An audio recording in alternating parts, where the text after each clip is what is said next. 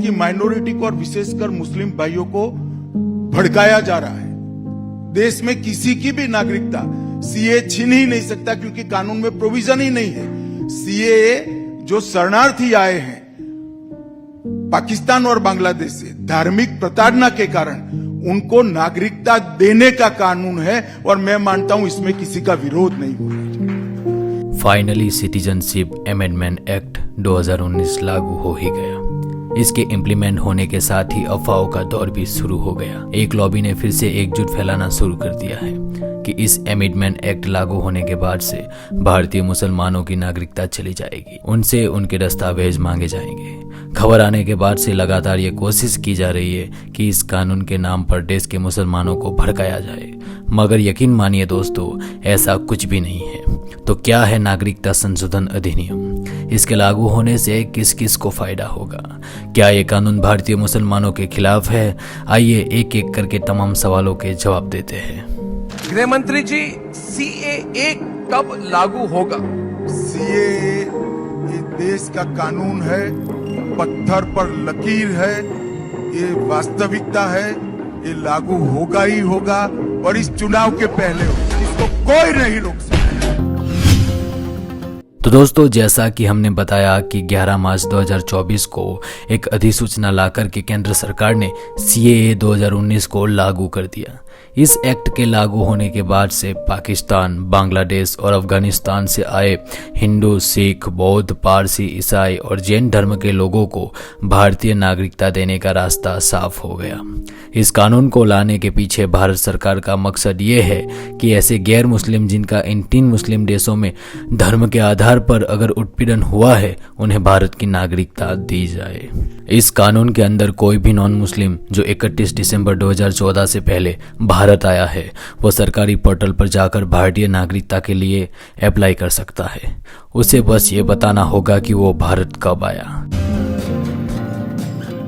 आपको बता दें, 1947 में पाकिस्तान बनने के 2 साल बाद पाकिस्तान प्रधानमंत्री लियाकत अली खान और भारत के प्रधानमंत्री जवाहरलाल नेहरू के बीच एक समझौता हुआ था। इस समझौतों में दोनों देशों ने इस बात का आश्वासन दिया था कि वो अपने देश में रह रही माइनॉरिटीज को पूरी सुरक्षा देंगे। मगर इतने सालों में पाकिस्तान और बाद में उससे निकलकर बने बांग्लादेश में हिंदू, सिखों और बाकी माइनॉरिटीज की क्या हालत हुई है, किसी से छिपी नहीं है। पाकिस्तान ने हिंदू की हालत का तो इससे अंदाजा लगा दीजिए कि पाकिस्तान के पहले कानूनी मंत्री एक दलित हिंदू जोगेंद्रनाथ मंडल थे।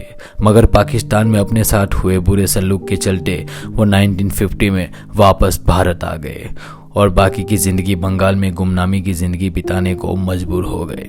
भारत में बहुत सारे लोगों का मानना था कि पाकिस्तान ने नेहरू लियाकत समझौते के तहत अपने माइनॉरिटीज को सिक्योरिटी नहीं दी थी, इसलिए भारत का फर्ज है कि वो इन देशों में रहने वाले हिंदू, सिखों और बाकी अल्पसंख्यकों को सुरक्षा दे। अब आता है सबसे बड़ा सवाल, यह ऐसा मुद्दा जिसे लेकर लगातार अफवाहें फैलाई जा रही है। कुछ लोग लगातार ये झूठ फैला रहे हैं कि कानून भारतीय मुसलमानों के खिलाफ है। इसमें पहले कि हम उस झूठ की पोल खोले, आपको हम बता दें, बहुत सारे लोगों ने वैसे प्रिडिक्ट कर लिया था कि केंद्र सरकार चुनावों से पहले सीएए को लेकर नोटिफिकेशन ले ही जाएगी, और ऐसा हुआ भी। वैसे प्रिडिक्शन का बड़ा रोल होता है सब जगह। मैंने एक आर्टिकल पढ़ा था कि एस्ट्रोलॉजर ने 2018 में प्रिडिक्ट कर लिया था कि 2019 में आर्टिकल 370 हटा दिया जाएगा। वैसे ही 2019 में जब किसी को एक दिन पहले तक ये नहीं मालूम था कि ऐसा कुछ होने वाला है, एक एस्ट्रोलॉजर ने कैसे प्रिडिक्ट कर लिया। शॉकिंग है ना। और देखिए, अभी सीएए भी लागू हो गया है। आज के मेन सवाल पर बात करते हैं कि क्या सिटीजनशिप अमेंडमेंट एक्ट क्या भारतीय मुसलमानों के खिलाफ है? तो इस बारे में साफ कर दे कि इस कानून का भारत के मुसलमानों से कोई लेना देना नहीं है। सरकार ने भी क्लियर किया है कि सीए नागरिकता देने का कानून है, ना कि लेने का, और इसका भारत के नागरिकों से कोई लेना देना नहीं है। कुछ लोग ये बोलकर इस कानून को भेदभाव वाला बता रहे हैं कि इस कानून में पाकिस्तान, बांग्लादेश और अफगानिस्तान से आने वाले सभी धर्मों के लोगों को शामिल किया गया है, मगर मुसलमानों को नहीं। अरे भाई, इस बात की शिकायत है तो उसे क्लियर कर देते हैं, और उसे समझना कोई रॉकेट साइंस नहीं है। बड़ी सिंपल सी बात है, पाकिस्तान, अफगानिस्तान और बांग्लादेश ये तीनों ही मुस्लिम देश है। अब इन देशों में अगर माइनॉरिटीज के साथ अत्याचार होता है, वो माइनॉरिटीज जो देश के बंटवारों के पहले भारत का हिस्सा थी, तो क्या भारत का ये फर्ज बनता है कि वो उन लोगों को प्रोटेक्ट करे? अब ऐसा तो नहीं हो सकता कि इन तीनों मुस्लिम देशों में रहने वाले मुसलमानों के साथ मुसलमान होने की वजह से अत्याचार किया जा रहा हो। ऐसा तो है नहीं। कुछ लोग ये भी आर्ग्यूमेंट देते हैं कि अगर इन देशों में शिया और अहमदिया मुसलमानों पर टॉर्चर किया जाता हो तो भाई शिया और अहमदिया तो मुसलमानों का एक सेक्शन है और सीए धार्मिक अल्पसंख्यकों के लिए है, किसी मजहब के अंदर पीड़ित लोगों के लिए नहीं है। कुछ लोग तो ये भी तर्क देते हैं कि भाई 47 में जब पाकिस्तान धर्म के आधार पर पहले ही भारत से अलग हो चुका है तो फिर 71 में उससे अलग होकर बांग्लादेश भी बन गया, जो भी मुस्लिम कंट्री है। जब पहले ही मजहब के नाम पर भारत से ये 2 देश निकल चुके हैं तो अब इन देशों के भी मुसलमानों को भारत में अगर सिटीजनशिप दी जाएगी तो फिर भारत में अपना बंटवारा सहा ही क्यों, बताइए। एक सवाल ये भी पूछा जा रहा है कि क्या पहली बार इस तरह का कानून आ रहा है? तो बता दूं, नहीं, इससे पहले 2 बार ऐसा कानून आ चुका है। आपको बता दें, इस तरह का पहला कानून 1950 में तब आया था जब नेहरू जी देश के प्रधानमंत्री थे और डॉक्टर बाबा साहेब आम्बेडकर देश के कानून मंत्री थे। उस वक्त भी इमिग्रेंट एक्ट लाया गया था। उस कानून को लाने के 2 मकसद थे।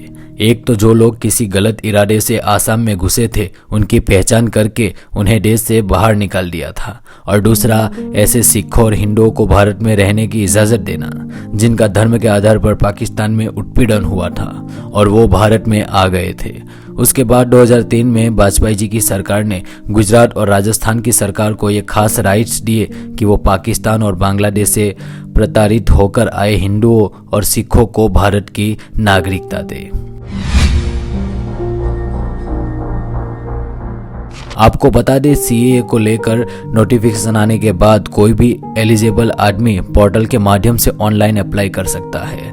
खबर आने के बाद से इस फैसले पर सबसे ज्यादा स्वागत पश्चिम बंगाल की मटुआ कम्युनिटी कर रही है। फैसला आने के बाद से ये लोग लगातार सेलिब्रेट कर रहे हैं। ये वो कम्युनिटी है जो बेसिकली पूरी पाकिस्तान से बिलोंग करती है और बांग्लादेश बनने के बाद ये लोग भारत आए थे।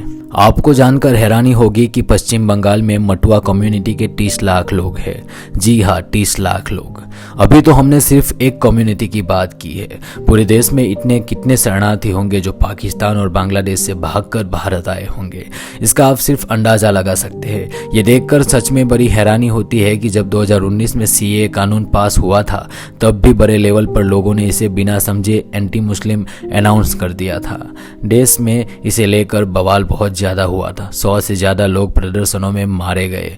और हुआ क्या? हुआ यह कि इसका सबसे ज्यादा नुकसान नॉन मुस्लिम को हुआ, जो इतने सालों से भारत की नागरिकता का वेट कर रहे थे। दोस्तों, हमें यह समझना होगा कि दुनिया में बहुत सारे रिलीजन्स कई देशों में फैले हुए हैं। उन धर्मों के लोग उन देशों में रह रहे हैं, मगर हिंदू हो, सिख हो, जैन हो, पारसी हो, ये वो लोग हैं जिनका असली घर भारत है। अगर पाकिस्तान और बांग्लादेश में हिंदू बच्चियों के साथ लगातार जुल्म हो रहे हो, आए दिन उन्हें कन्वर्ट किया जा रहा है और ये लोग सोशल मीडिया पर भारत से खुद को बचाने की अपील कर रहे हैं, तो क्या चुपचाप हम ये सब देखते रहेंगे? उधर तो कह नहीं सकते हम, हमको दुख होता है। होली करते किसी पे रंग गिर जाता मुसलमानों पे तो मुसलमानों को मारने दौड़ते थे। आज हम विश्व गुरु बनने का ख्वाब देखते हैं। दुनिया में हमारा रसूख भी बड़ा है, मगर ऐसे रसूख का, ऐसी ताकत का क्या फायदा जब हम अपनी ही मूल निवासियों को न बचा पाए, उन्हें शरण न दे पाए। हैरानी इसलिए भी है कि सीएए के जरिए हिंदू और सिखों को भारत में लाने का इनडायरेक्ट विरोध वो लोग कर रहे हैं जिन्होंने न जाने कितने लाख रोहिंग्याओं को गैरकानूनी तरीके से भारत में बसा दिया है। वो रोहिंग्यास जिनका न जाने कितने अपराधों में नाम सामने आया है। इसलिए जो भी लोग सीएए का विरोध कर रहे हैं या कर रहे थे, उन्हें ये बात अच्छे से समझ लेनी चाहिए कि किसी अफवाह के बहकावे में आकर वो उन लोगों पर जुल्म न करे जिनके लिए भारत ही एकमात्र सहारा है। अगर हम भी उन लोगों को पनाह नहीं देंगे तो उन लाखों बच्चियों को, लाखों नौजवानों का वही हश्र होगा जो आज तक इन देशों में होता आया है। उम्मीद है इस मामले में हमने एक एक पहलू आपके सामने रख दिया होगा। बाकी आपकी इस मामले पे क्या राय है कमेंट करके हमें ज़रूर बताएं। Thank you for watching. मिलते हैं ऐसी ही इंटरेस्टिंग एक अगली वीडियो में। तब तक के लिए जय हिंद, जय भारत।